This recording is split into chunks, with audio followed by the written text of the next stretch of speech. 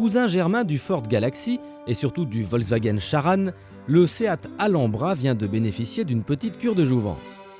Comme vous pouvez le constater, c'est la partie avant du monospace qui a été profondément retravaillée. Phares et calandres sont 100% nouveaux, mais pas 100% novateurs.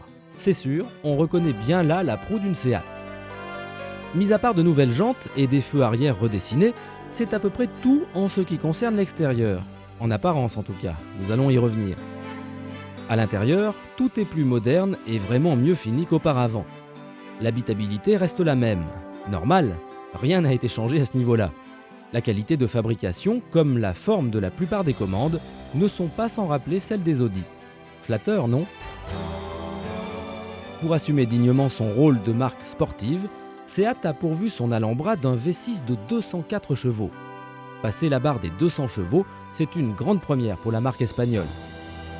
Équipé d'une boîte 6 et d'un châssis sport, le monospace ibérique peut se transformer en véritable GTI.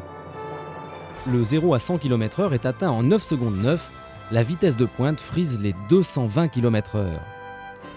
En plus d'être l'un des monospaces les plus puissants, le Seat Alhambra détient le record des dispositifs de sécurité embarqués.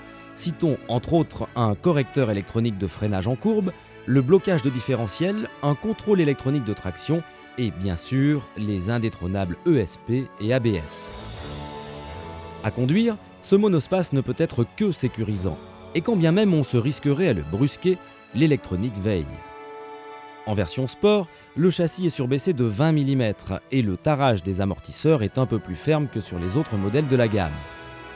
Cela se traduit par un comportement routier assez exceptionnel, sans pour autant nuire au confort des passagers.